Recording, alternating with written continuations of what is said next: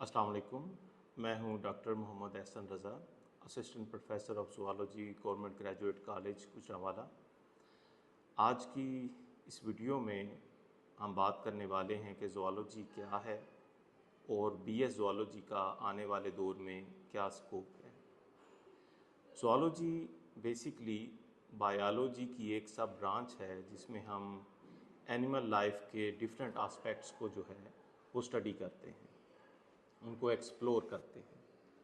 जबकि BS zoology के बाद बहुत सारी मिसकंसेप्शंस हैं और उसमें सबसे पहली जो मिसकंसेप्शन है वो ये है कि ज़ूलॉजी एक डेड सब्जेक्ट है और शायद क्योंकि हमारे माशरे में तालीम को मुआश के साथ भी जो है वो को रिलेट किया जाता है, तो ये समझा जा रहा है कि वक्त गुज़रने के साथ साथ शायद ज़ूलॉजी एक ऐसा सब्जेक्ट है जिससे हम ज़्यादा अर्न नहीं कर सकते और ये सिर्फ टीचिंग के शोबे से वाबस्ता है।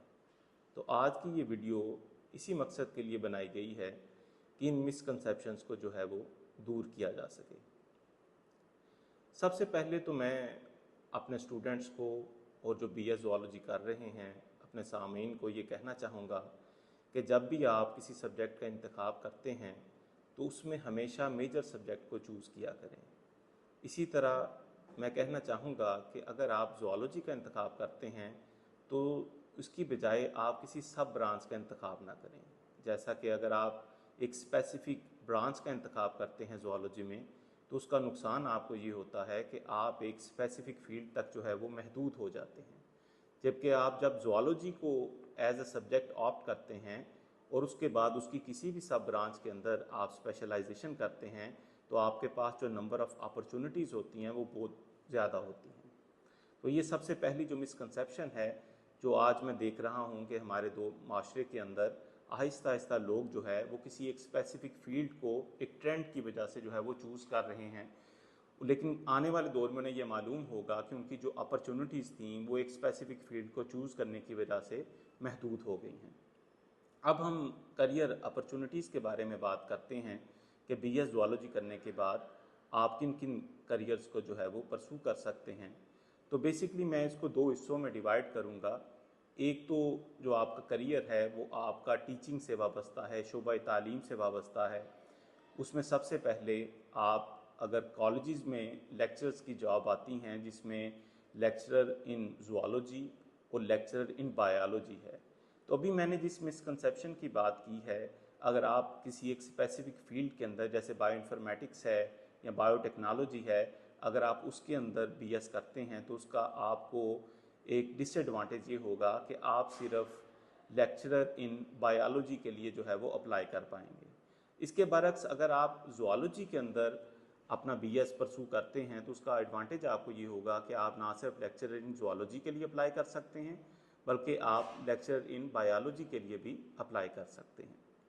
इसके अलावा अगर हम स्कूल साइड पर आएँ तो वहाँ पर एजुकेटर्स की जॉब हैं, सब्जेक्ट स्पेशलिस्ट की जॉब्स हैं और अगर आप एमफिल करते हैं तो बेसिक जो रिक्वायरमेंट होती है यूनिवर्सिटीज़ में लेक्चरर के लिए वो एमफिल की रिक्वायरमेंट होती है और अगर आप इसी में एक्सेल करते हैं, पीएचडी करते हैं तो आप असिस्टेंट प्रोफेसर और एसोसिएट प्रोफेसर के तौर पर भी अप्लाई कर सकते हैं।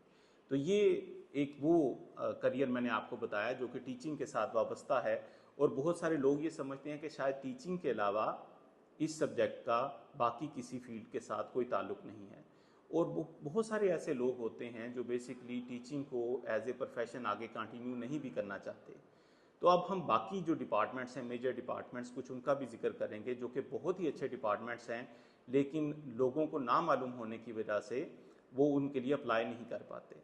उनमें एक और डिपार्टमेंट है फिशरीज़ डिपार्टमेंट जो है, उसमें असिस्टेंट डायरेक्टर फिशरीज़ की जो है वो जॉब्स आती हैं। ये एक बहुत ही अच्छा करियर है अगर आप इसे भी परसू करना चाहें। जितनी भी हमारी डिफरेंट काइंड की ये जो हैचरीज बनी हुई हैं यहाँ पर असिस्टेंट डायरेक्टर्स और डिप्टी डायरेक्टर फिशरीज जो है इनको तैनात किया जाता है।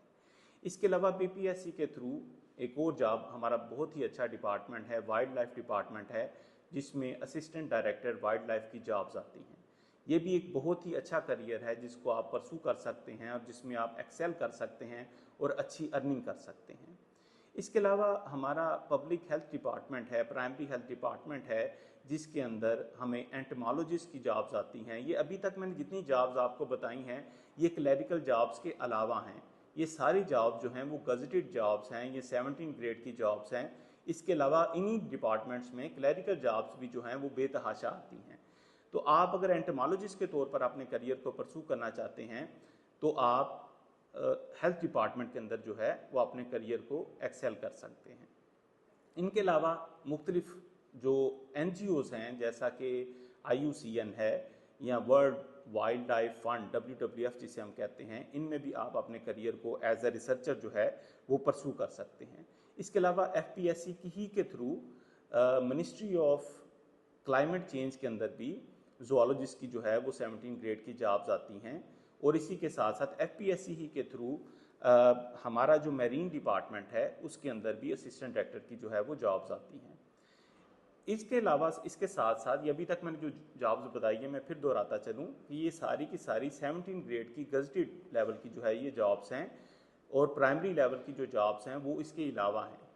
इसके अलावा अगर आप अपने करियर को परसू करना चाहते हैं आउट ऑफ द कंट्री, अगर आप माइक्रोबायोलॉजिस्ट बनते हैं, जेनेटिक्स में आप एक्सेल करते हैं, या आप फिजियोलॉजी में जाते हैं, या आप बायोटेक्नोलॉजी में जाते हैं, तो आप दुनिया के किसी भी हिस्से में, चाहे वो यूरोपियन कंट्रीज़ हैं या वो USA है, वहाँ पर अपने करियर को परसू कर सकते हैं। और एज ए रिसर्चर बहुत सारे जो स्कॉलरशिप्स हैं वो साइंसिस के, बेसिक साइंसिस के और स्पेशली नेचुरल साइंसिस के बहुत सारे जो स्कॉलरशिप्स हैं वो हर साल आते हैं। तो आप उनको परसू कर सकते हैं और अपने करियर को बेहतर से बेहतर बना सकते हैं। ये वो चंद डिपार्टमेंट्स थे जिनका मैंने आज जिक्र किया ताकि आपको मालूम हो कि एज ए ज़ूलॉजिस्ट आप अपने करियर को किस अंदाज से एक्सेल कर सकते हैं। और मैं चाहूँगा कि जो हमारे स्टूडेंट्स हैं इस वीडियो को ज़्यादा से ज़्यादा शेयर करें, फैलाएं, ताकि ज़्यादा लोगों को, माशरे के लोगों को इसके बारे में मालूम हो। आपका बहुत बहुत शुक्रिया। अल्लाह हाफिज़।